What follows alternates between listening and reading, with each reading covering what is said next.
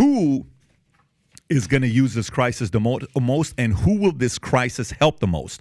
Does this help Biden? Does this help Trump? Does this help DeSantis? Does this help a candidate from the outside that's going to come in? Who does it help? Or it's too early to tell? What do you think? Wow. Tom, I'll go to you first. I think this helps DeSantis for three reasons. The mainstream media, once again, Trump derangement syndrome, they're out there attacking him, saying it's all his fault.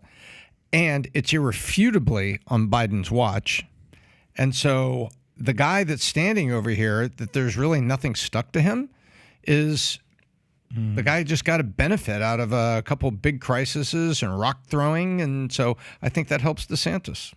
I think, not that he's running. I don't think Bernie Sanders is running. But this entire storyline just screams, the millionaires and the billionaires get all the favors out here, and the little guy, that the whole Main Street versus Wall Street narrative right there. I mean, this is Silicon Valley Bank getting bailed out. I mean, in the heart of Tech Valley out there.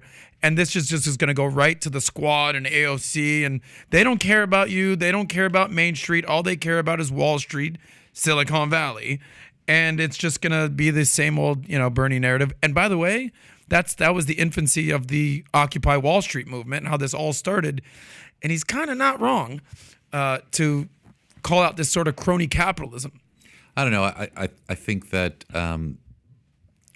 because this can affect people who are on a salary that are getting paid, I think it's a little bit of a different thing. And because you do have pain from people who made the investments in the bank, the big money, who were the investors, the stockholders, they got wiped out. The bondholders probably get a lot of pain that they're going to feel. So I don't think that that's the way that it'll be told in certain media outlets. I don't think they'll tell the whole story. I think they'll do exactly what you're saying. I think you're right, that's the spin that they'll try to put on it. But this is not a Donald Trump problem. He did not create this. This was a Dodd-Frank issue, and this was a lack of oversight issue, which is for the last couple of years under the current administration. I mean, the balance sheet of this bank turned last year. This was a very profitable bank. These investments turned based upon what the Fed did under this administration's watch. So I know they're going to try and spin it the best that they can, but anybody who can see through that can see that this is clearly on the Fed. It's clearly on the additional stimulus that caused the inflation.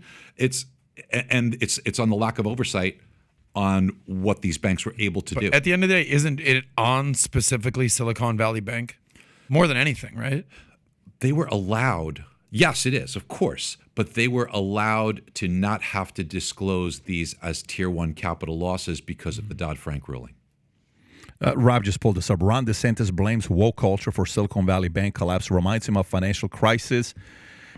And Bernie Madoff, he's trying to jump on top, jump on it. The only reason I'm laughing is because Ron DeSantis is going to blame everything on woke culture. That's his entire MO. This bank, they're so concerned with the DEA and politics and all kinds of stuff. I think that they really diverted from focusing on their core mission while noting that he didn't have any similar information on certain Florida banks or any concerns on run on banks in the state. By the way, can you pull up what the chief, I don't know if it's the chief operating officer, but one of the C-suites, or could have been the VP, what the lady said in her profile. You have it. I send it to you. It's a picture that you have. It's one of the three pictures that right there. Go back. This is the head of financial risk management and model risk Silicon Valley Bank UK Limited. The phrase, you can be what you can't see, resonates with me as a queer person of color and a first-generation immigrant from a working-class background. There were not many role models for me to see growing up. I feel privileged to co-chair the LGBTQ, I don't even know, ERG, and help spread awareness of lived queer experiences, partner with charitable organizations, and above all, create a sense of community for our community, employees, and allies. This is the head of financial risk management and model risk Silicon Valley Bank UK Limited. I mean, what that profile has to do with how good you are at your job, I don't know. But listen, go for it. Hey, I think Valuetainment is going to rock because I'm half Assyrian, half Armenian, born and raised in Iran, lived at a refugee camp in Germany, and I can relate to people whose fathers is a 99-cent store cashier and parents got to do. Can you imagine if I put that on my profile? And you're also a married man who's straight, and you have kids, and you like coaching baseball. It's like, what does that have to do Well, with the fact? to her, that could work against me. Yeah. To her, that could work But against don't me. assume that it's a her, because his name is Jay. Oh my God! Don't. Our guy posted a picture on PBD Podcast the other day. If you go to Twitter profile, he's so funny. The stuff he posts. He posted. He says, "Only kids from '90s will remember this." I don't know if you saw this or not, Rob. Mm-hmm. This meme it even made me crack up. I almost peed my pants when I saw this. I'm like, this guy's funny. I'll send it to you here. Okay, go 2 more lower. It should come up right there. 2 more lower. Right there.